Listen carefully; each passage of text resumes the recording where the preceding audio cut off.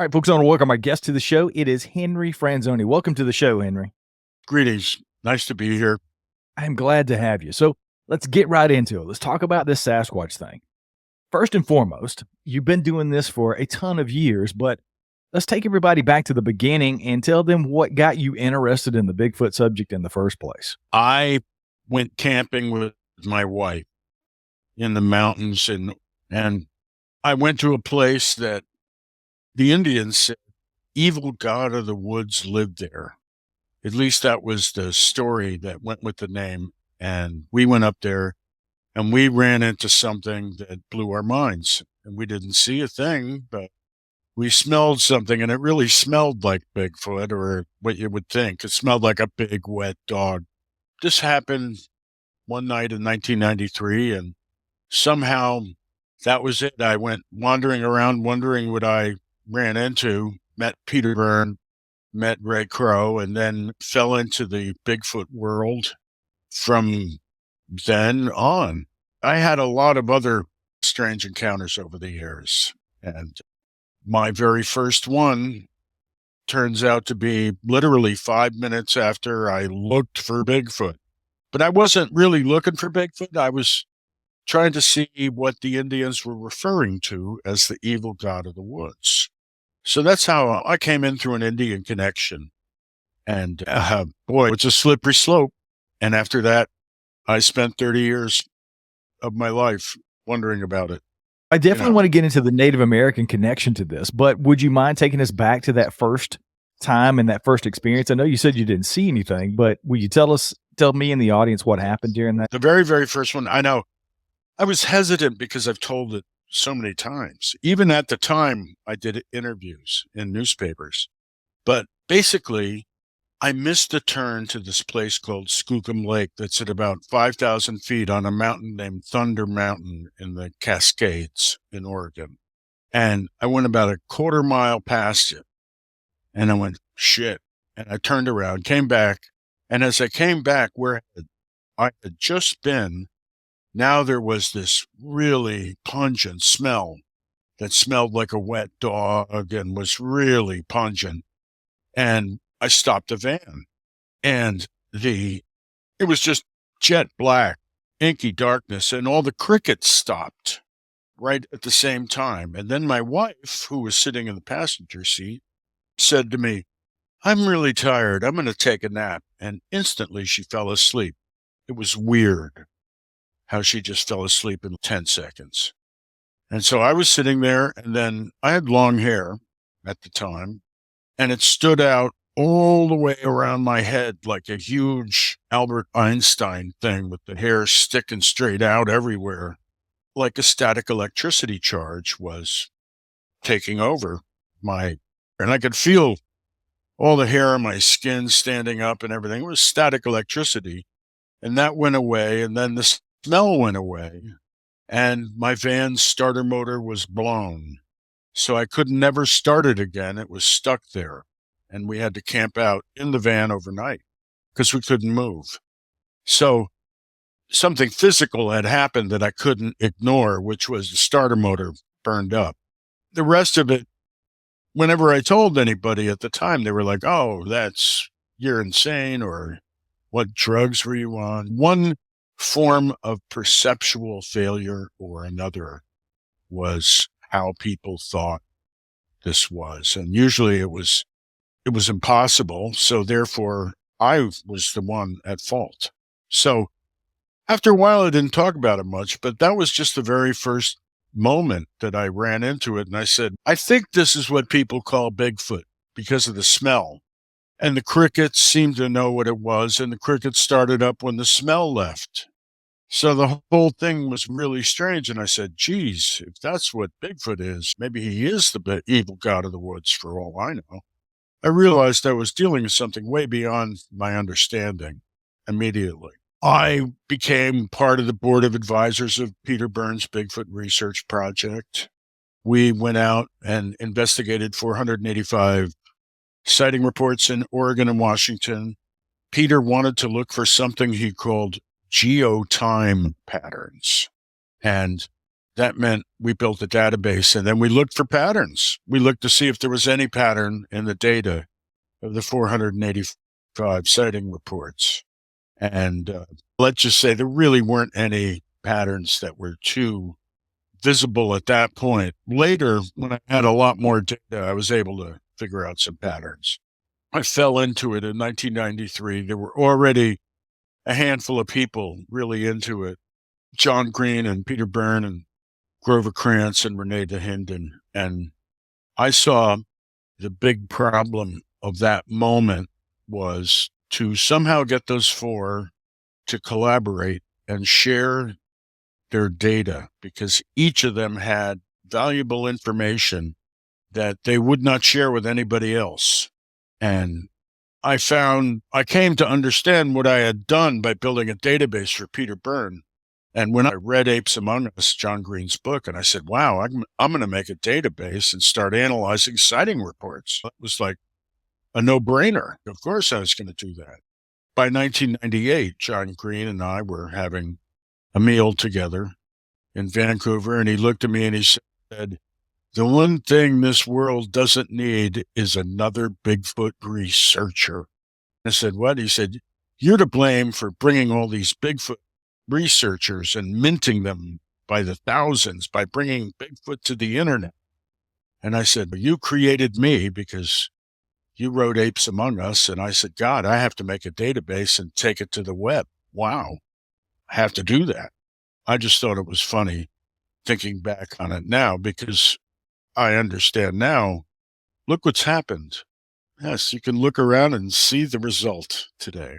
Anyhow, yeah. There's definitely some issues with Bigfoot, the community, the online community in particular. I've talked about it ad nauseum on the show before. It can be a very toxic environment. I think it does some good. I think there's some good parts of it. I think there's some bad parts of it, like everything else. I try to take what I like and leave the rest, basically. Let's talk a little bit about the IVBC. Tell people who may not be familiar with that, what that is, and what was your involvement in that? I created it. I created the very first Bigfoot discussion group online that had people like Matt Moneymaker and Cliff Barrickman were members, and Ron Moorhead and John Green, the very same people we're talking about. And yes, we used to argue much like you all do today in the very, very first one. I was a computer geek that said, hey, man, look at these mailing lists. Look at these automated mailing list things we can do. Hey, check this out. Let's do this. And so it all sprang out of my head. The whole idea of putting a Bigfoot website together and creating a club around it and saying, hey, let's seek the mystery, and then putting all kinds of recordings and stories and photos on that website and having a discussion group. And if I had a penny for every website that exists today, I would be rich. Unfortunately, I do not. That just showing people how to do it and going, look, you can proclaim yourself a Bigfoot expert on the web, create an organization, and figure out a position on the Patterson film, of course, so that people know where you stand, and away you go. There you are. So I created the template for everyone to follow, and I have mixed feelings about that. Okay? Let's talk about some of those feelings. What's the good, the bad, and the ugly? Well, I see it like sports, where people treat some people, I don't like saying bad stuff about others. Much like you, I ignore everybody all the time and pay no attention to anything whatsoever online or even in books or anything. I just live in my own world with Bigfoot. That's what it's driven me to over the years, is just complete divorce from it. But on the one hand, it's like sports teams. There are camps, there are schools of thought. People aren't really interested in being reasonable. They're both have frameworks of rationalization. They're not actually rational, and they don't want to be reasonable with each other. They each have their checklists, and they each have their sports teams, and they already know what they think, and they basically expect you to confirm what they already know or think or whatever. And that whole environment, I feel like, my God, I had something to do with that. So I feel pretty crappy about that because it's really descended into a sort of a parody of itself. Those elements were always there. People, but they become so mean. And let's just say, from my perspective, all the different people and sides have a different piece of the puzzle. And I think that I could show them how, if they understood how each of them is missing pieces, they could see how it all fits together, because it all does fit together for me. But now at least I think I got a bead on it now, which is 30 years of thinking about it. Now everybody's got a bead. It's like, hey, you got a theory? Throw that theory on the campfire and let's have a marshmallow roast. Really, it's not like I'm hung up on it, but I do think that the dialogues, it was crappy 30 years. It was crappy in the beginning, but it's gotten worse. It seemed to me, the little that I pay attention to it, I see really hardened positions. And another thing that I started was people should be scientific in their approach. And science is good. And let's use the scientific method. Then I became a scientist for real. And now I'm retired after a 30-year career as a scientist for real.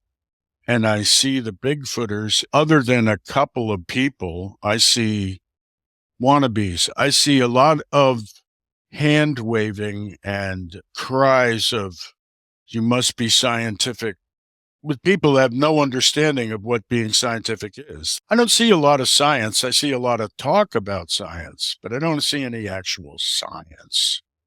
I'm surprised nothing's really advanced for the community. I feel that I made a lot more progress on my own than the rest of humanity did, just flogging each other online. Let's talk a little bit about that. That's something that's been a theme on this show over the last year and a half or so. I've talked about the proverbial ball being on the 5-yard line in Bigfoot research.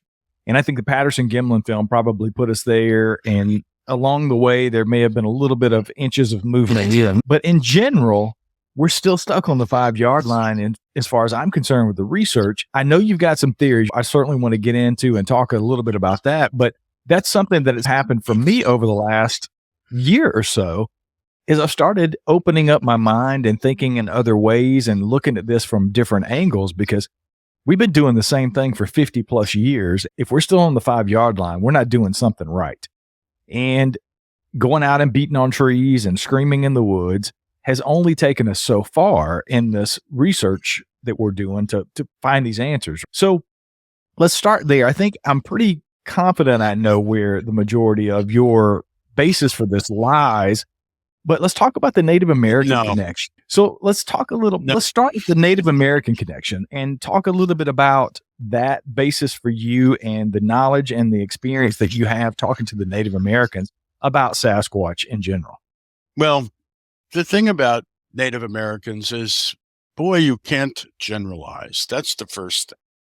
Generalizing what Native Americans think is a good way to get in real trouble right away.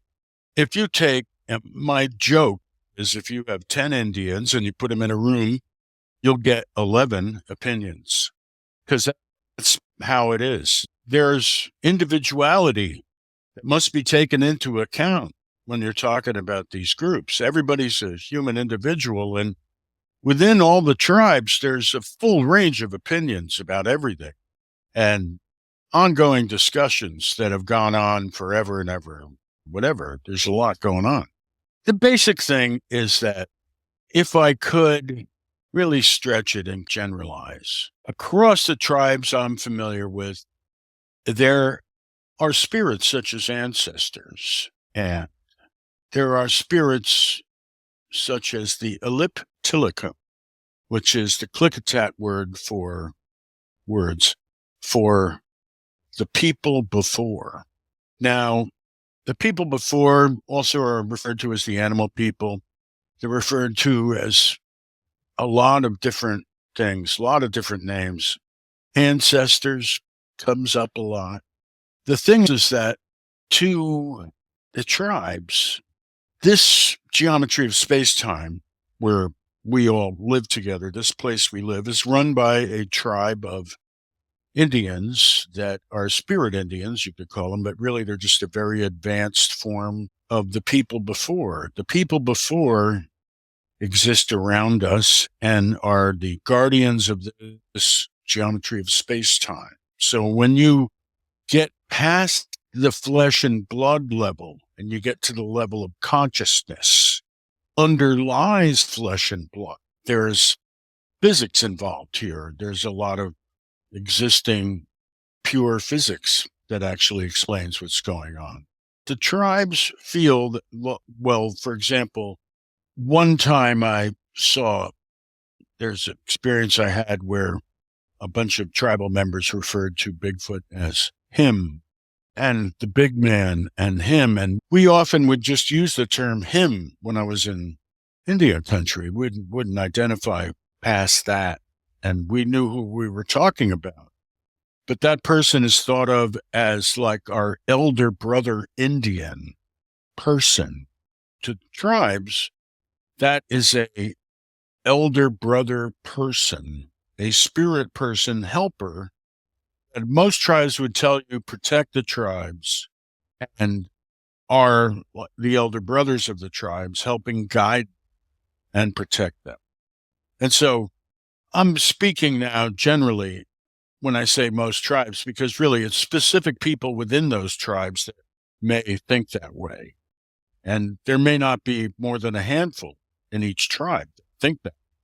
But it's an entire different view of the world where everything is alive in the first place. Because remember, in tribal thought, rocks are alive, everything has a spirit, plants are alive, and Bigfoot is just another spirit, but it's a special spirit, and it's one that's in charge of this geometry of space-time, like a giant tribal council sitting up there in the sky running the show. That's where Indians think Bigfoot's at. That's not really where white man thinks it's at. Generally speaking, the mass of white men don't think that way. So let's concentrate on what you think. You've had 30 years to take a look at this, and you said you have a pretty good grasp of it. Where are you on Bigfoot as far as the balance between flesh and... A biologist looks out there and he sees flesh and blood. He sees predator and prey. He sees the gnashing of teeth. He sees a bloodbath. He sees, if he's fancy, he sees evolution. He sees adaptation. He sees how there is assemblages of creatures and symbiosis and how energy is transferred through food, through the ecological biosphere. And biologists, though, flesh and blood. That's flesh and blood. Flesh and blood guys have a framework. Their framework is usually Carl Linnaeus's taxonomy and DNA, some mixture thereof. In other words, they go, for it to be scientifically valid, we must connect it to the tree of life, because then we know where it in the tree of life. And therefore we are scientifically valid, or at least connecting to an existing scientifically valid framework, which is the goal of pretty much all of the scientifically inclined Bigfoot researchers in some way. I've seen them argue about it for 30 years. So there's other frameworks in science that are very valid. For example, general relativity is seen as also a valid description of our existence. Because what we're trying to do here is say, what is existence? If you want to prove Bigfoot exists, you have to define what existence is.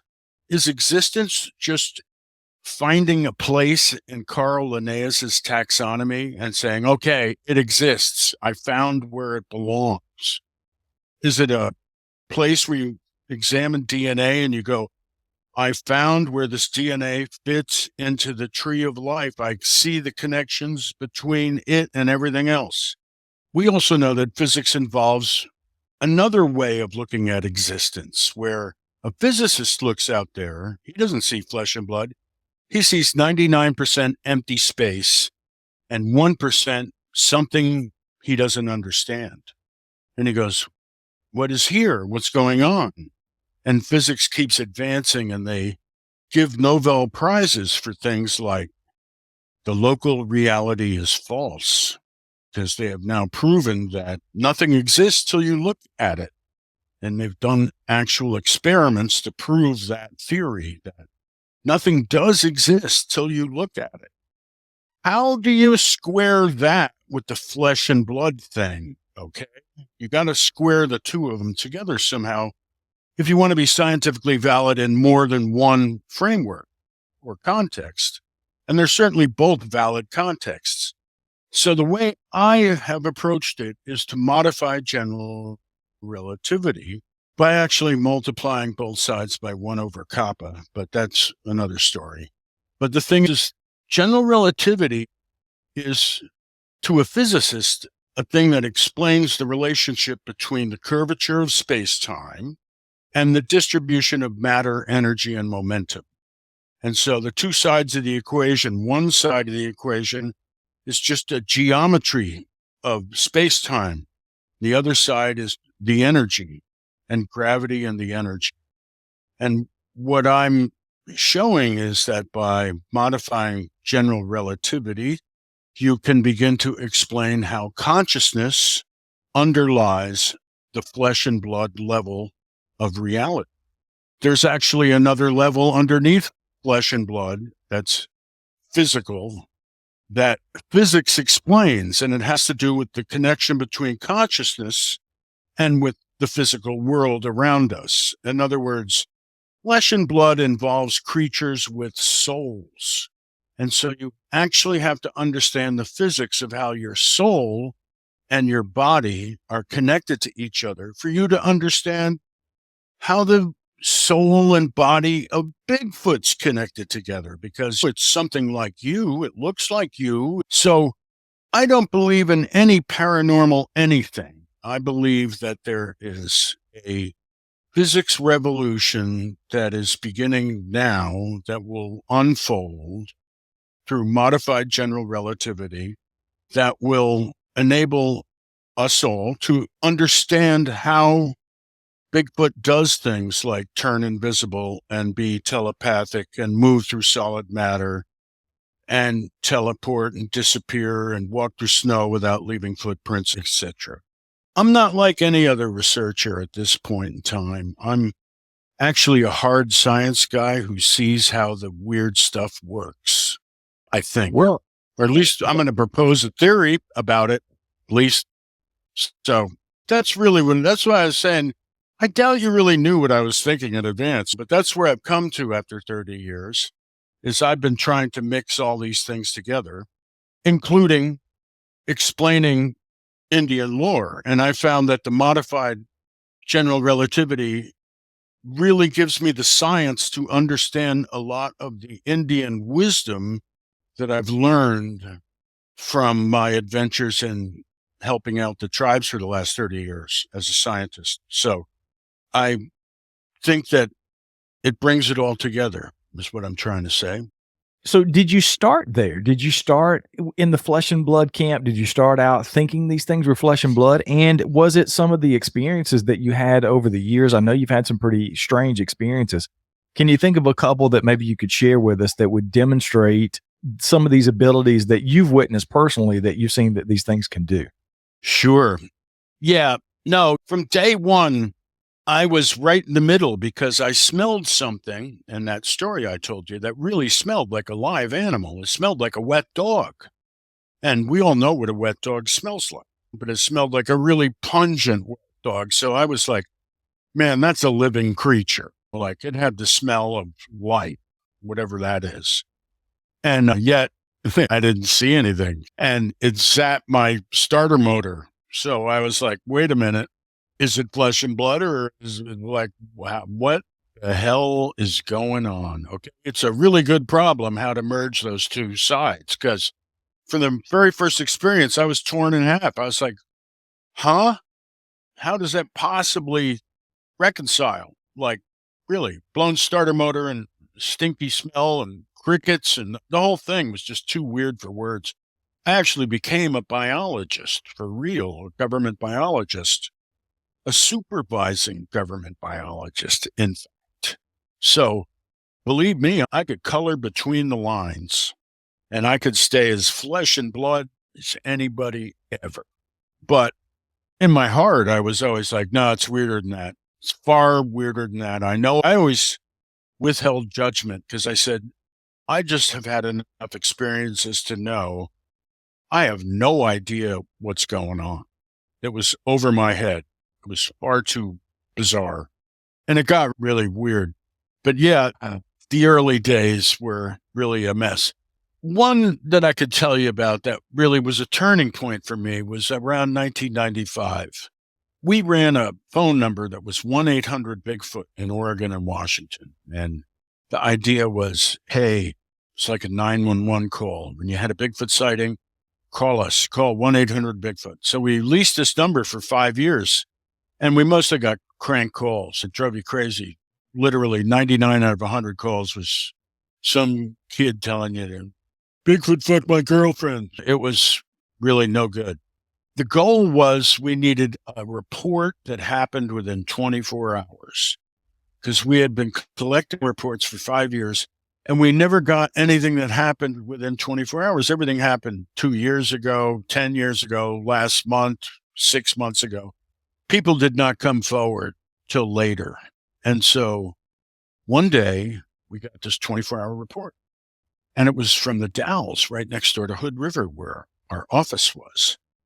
And I called up Peter and Todd and all these guys, and I said, hey, we got a fresh report. And it was 7 big feet walked down this valley and over the ridge at the end of a box canyon out of the valley. And 3 people had called to report this. So we raced over there. It was a Sunday. And we got there. There were 3 groups of people in this valley, one on the left, one on the right, one in the middle. And they were all separately doing things like tobogganing and sledding. So we interviewed everybody, and everybody said 7 big feet walked down the valley and over the hill. And we all saw them.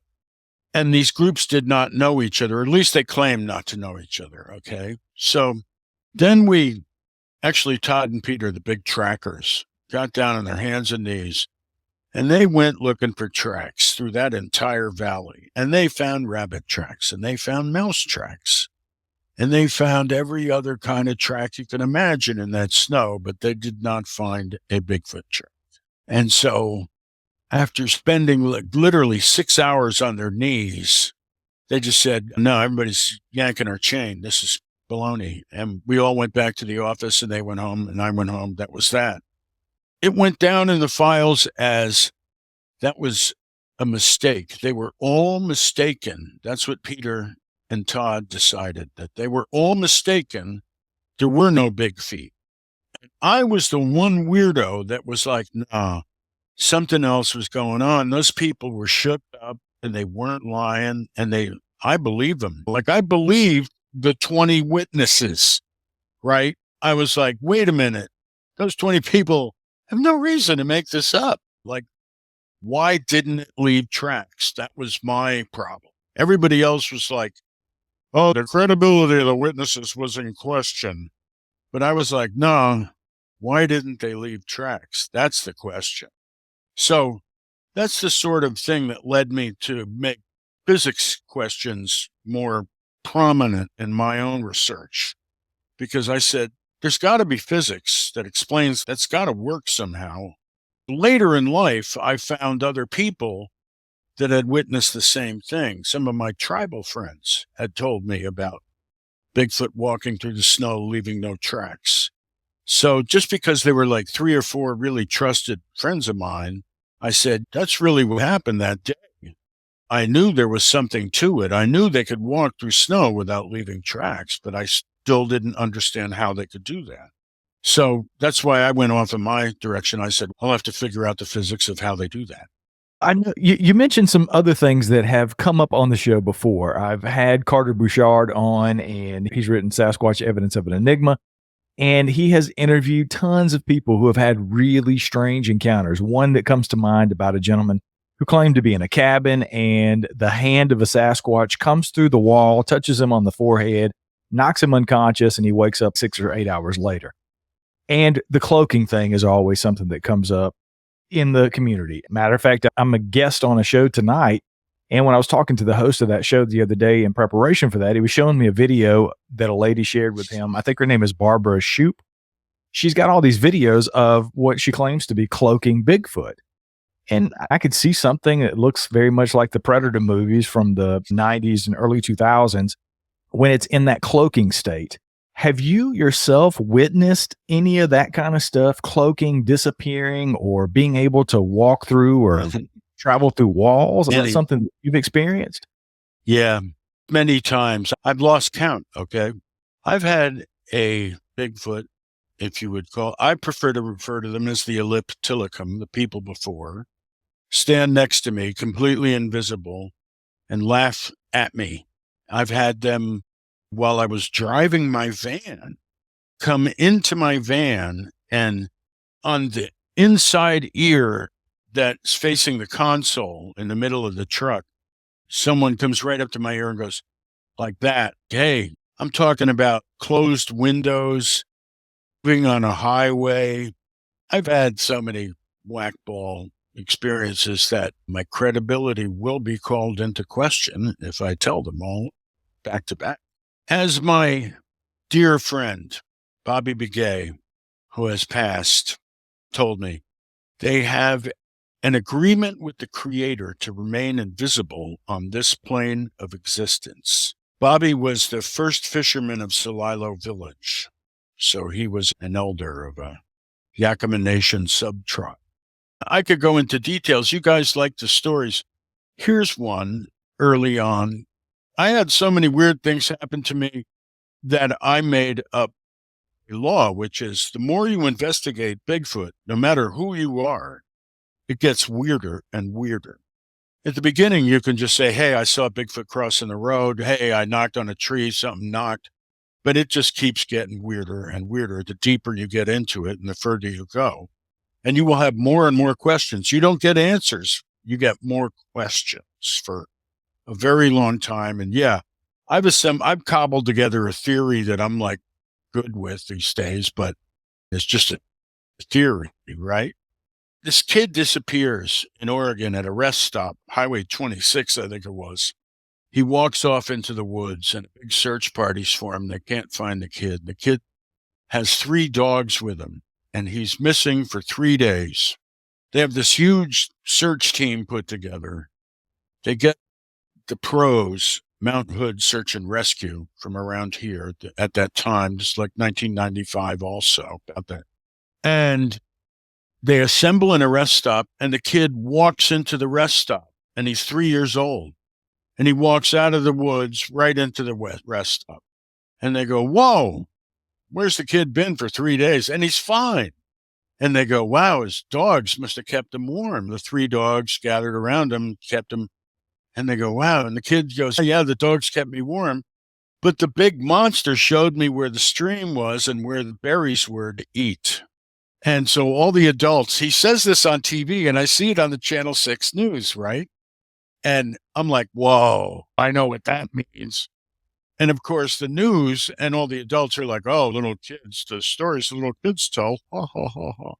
And I'm thinking to myself, no, there's something going on where human babies in genuine need, whoever these creatures are, actually have some compassion and they like help out because they feel it's necessary. So I'm thinking like that and going, wow, something's going on here. I talked to the tracker, the big time tracker who ran Mount Hood Search and Rescue, about his whole thing, because I want to find out about what the kid said, right? I'm trying to interview him going, hey, the kid, I want to know what the kid said. I don't care what the adults said. Forget it. What was the kid saying? He goes, no, I got a story for you. He said, I tracked him, and sure enough, the kid and the 3 dogs, it was light snow, like 2 inches of snow. So he said, there was like a kid and 3 dogs, and then suddenly there were these really big footprints alongside him. And they walked together for quite a while, and then the big footprints turned into deer tracks. And I said, "Really?" He said, "Yeah, like a shapeshifter." I said, "Really?" He said, "Yeah. Don't tell anybody I told you that. But that's what I actually saw." And I said, "Okay, I won't tell anybody." Now, of course, he's dead, and I can speak candidly. That's one of the really strange stories where I investigated that at the time for the Bigfoot Research Project, and I was like, whoa, what's really going on here is way weirder than anybody imagines. And I was like, no, this was really freaking weird. And I became convinced at that point that Bigfoot was a shapeshifter. I was like, other people might not know that, but I've seen the hard facts now. I'm like, no, Bigfoot's a shapeshifter. This guy had no reason to swear me to secrecy and tell me the story. I was like, yeah, there's a lot of weird stuff like that. I met a really old rancher. I helped set up the Western Bigfoot Society with Ray Crow, and I financed a computer for him to do the track record, his newsletter that was a Bigfoot newsletter that was published for, I don't know, 5 or 6 years back in the 90s. And I used to go weekly to the Western Bigfoot Society meetings, and I would meet the most amazing people in the back of the room that had come to the meetings, but were like too afraid to get up in front of everybody and stuff. And I would mill around and try to talk to the old ladies at the back of the room, go, "Why are you here? What's happening?" So I met this lady who ran a gift shop on the Oregon coast. She had a friend with really bad lower back problems and was going to need surgery. One night, her and her friend came over, and she took her friend to meet her friends. Her friends lived on the hill behind the gift shop on Highway 6 in Oregon on the coast. They went up this hill, and this woman with the bad back just relaxed. And so she faced her friend. She felt these hands all over her back and rubbing her back and legs. Her back pain went away, and they had healed her. Her friend said, "Now, don't tell anybody about this." But she had come to the Western Bigfoot Society and thought maybe she would get up and tell people about it. I said, "No, I'm glad you told me, though." I said, "I find that really interesting." I met another woman who got a brand new Corvette Stingray in 1968 and was speeding up the Spirit Mountain Highway on Mount St. Helens. The first day she had this car, she took it right off through a guardrail, off a cliff, and down into a ravine, about 100 feet down a ravine. She remembers lying all mangled in the car at the bottom of the ravine. The next thing she remembers, the car and her are back up on the road.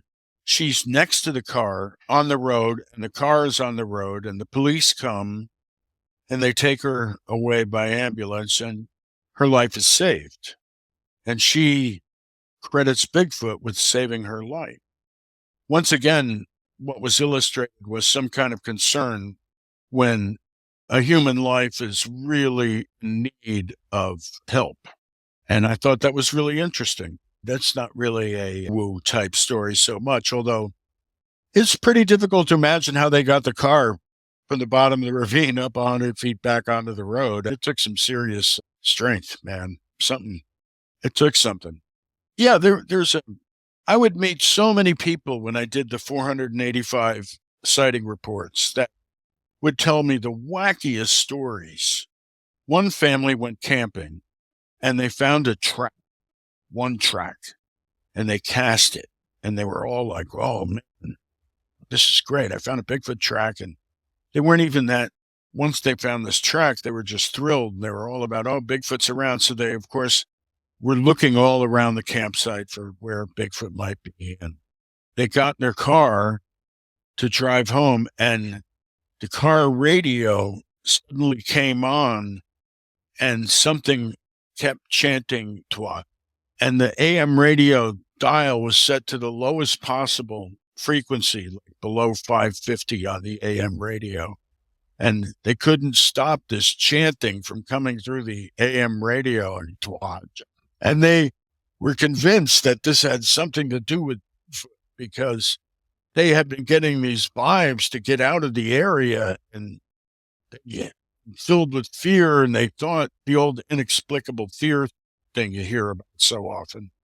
They were all like, oh, we got to get out of here. And then this thing was chanting, the radio was chanting. And I always thought, that's a pretty strange one. But yeah, like I said, I've just got so many, either my own experiences or trusted weird experiences that I investigated myself, where I said, something very strange occurred here. There's really a endless list of them. The more you get into it, the more you see the anomalous things. You see what doesn't fit the straight pattern. You go, oh yeah, it tracks. But then after you look at enough tracks and you cast enough tracks, you go, there's a weight problem, because they're either too deep or they're too shallow, or there's too few, or there's never too many. You never know where they stop. And a lot of times they'll be in the middle of a soft sandbar with no other tracks around. So you start to wonder about the tracks after you really study the details of the tracks. And speaking of science, nobody has ever sat down and said, if I have a 2-inch deep track in this substrate, what is the compressibility of this substrate? And therefore, how much does this creature weigh if it can push this soil down 2 inches and compress it with a foot with that much surface area? Because it's a lot of weight. But no one's ever even tried to calculate it, which is an area that I think would lead to interesting discoveries scientifically. Don't add up like a normal animal. They disappear. They don't go anywhere. Where do they end? Where do they start? That's how it is for me. And I've found a few real tracks out there. At least I think they were. The science in Bigfoot, it's science-y because nobody's narrowed the problem space by doing actual experimental work and said, okay, we can narrow the problem space here, scientifically speaking, and at least do that. Now, this brings up the second problem, which is there's a location problem. When all is said and done, everyone knows where the hot spots are. When you compare it to other discoveries of other species like the coelacanth, the confirming example was found 37 miles away in the Comoros Islands. From the first Patterson film till now, okay, that's anecdotal evidence anyhow. There's been no type specimen and no confirming type specimen with Bigfoot. The next generation of Bigfoot researchers will study all the anomalies in the data in this generation's research, understand a different level of things, is my prediction. Hopeful prediction, yes. I think you're definitely right there. We've mentioned it a couple of times. I would be remiss if I didn't ask you. It is anecdotal, but it is that thing that everybody always goes to. You mentioned it early on in the interview. You got to pick a side one way or the other on the PG film. And I'm 50-50 most days on the PG film. There's some days I look at it, and then there's some days I go back and I'm like, God, that could be a guy in a suit. And I know there's a new AI image out there that I've talked about with other people that are floating around where they filled in some of the gaps in the picture. But I said all that to say, where are you on the PG film's validity? Do you think that's a real creature that we're seeing in that film? You probably don't realize I published a paper in 1998 named Towards a Resolution of the Bigfoot Phenomenon, where we spent $500,000 to, in fact, investigate the Patterson film and hire scientists to prove it was a hoax or a guy in a gorilla suit. And Jeff Blickman and the Botech led up the whole scientific research thing, and we went through the whole banana. And I got a copy of the Patterson film from Patty Patterson. I paid her $20,000 to digitize the only remaining first generation copy of the film. from her safety deposit box, took it to Turner Network Studios, digitizing facility in New Jersey, digitized the film at an incredible resolution, stabilized it 20 years before the rest of you, did all this research into the different photo emulsion layers of red, green, and blue, and looked at the Patterson film in each one of those layers. Bottom line is, and this is where I think common sense has to take people by the hand and show them that this left brain stuff is really getting carried away. Patterson film is really of a limited use because if you look at the Bigfoot phenomenon as a logic problem, there's 4 possible origins for the Bigfoot phenomenon. And that is, the phenomenon is people keep saying they see this giant, people find these tracks, they find hair samples, they hear these knocks, right? That's the Bigfoot phenomenon. It's all these stories and some tracks and some samples. There's 4 things that could possibly cause it, right? You could have a misidentified animal like a bear. You could have a hoax, a guy in a gorilla suit. You could have a mass hallucination where everybody just wants to believe in a Bigfoot. Or you could actually have sightings of an uncatalogued animal. That's number 4. And so the Patterson film eliminates 2 of those 4 possibilities. You know it isn't a guy in a gorilla suit. That doesn't add. And you know that it's not a mass hallucination. It really gets down to it's either a hoax or an uncatalogued animal. And so the Patterson film forces you to narrow down the possibilities to those 2. That's what it's good for. That's all we know from the Patterson film. That's all we will ever fucking know from the Patterson film. That's where I say common sense has to take charge. Let it go. How about doing some other research, you guys, after 60 years of poring over this thing? I blew $500,000 on it, all right? What happened to my Patterson film study? Everybody ignored it. They pretended like it was never done. They reinvented the wheel. Everybody went out and did the same thing all over again, over and over. All the conclusions we reached back in our 1998 paper, they suddenly rediscovered over and over. It was completely ignored by everybody, all the Bigfoot researchers and all the real scientists. I learned my lesson with the Patterson film, which is that, yeah, okay, you can learn something from the Patterson film, whether it's a hoax or a real animal is basically you get down to those, and then you got to take it from there and leave the Patterson film because you're never going to figure out from the Patterson film whether it's a hoax or a real animal. We've been trying for 60 years. I don't think it's worth the return on investment. I can speak to that, having invested so much. I'm like, no, it's time to let the Patterson film move on, find something else to study. One of the things that we concluded at the very end of our paper was that one of the best things you could do was to get all the Bigfoot artifacts that were floating around out there, like the Patterson film, and get it under curation so that future researchers would have access to the data and would have access to the, like we did, the first copy of the Patterson film. The original's gone, but you can still get a copy of the first copy and preserve it for future generations. We couldn't prove it was a guy in a gorilla suit, nor could we therefore prove it was any flesh and blood thing either. Yeah, I totally have to. In the end, after all those words, I'm in the same place you were. Who knows? 50-50. Yeah, $500,000 poorer, 50-50. Okay. Yeah. I'm glad I didn't spend $500,000 to get to my 50-50. Yeah, really. It's not worth it. It's a good thing. I hope I saved you the money. I guess the last word is this. Every time I do a show like this and it goes outside of the flesh and blood camp, I always get emails. I get people sending me messages saying, that guy was full of shit. That story's not true. I know you well enough to know that you don't give a shit what other people think.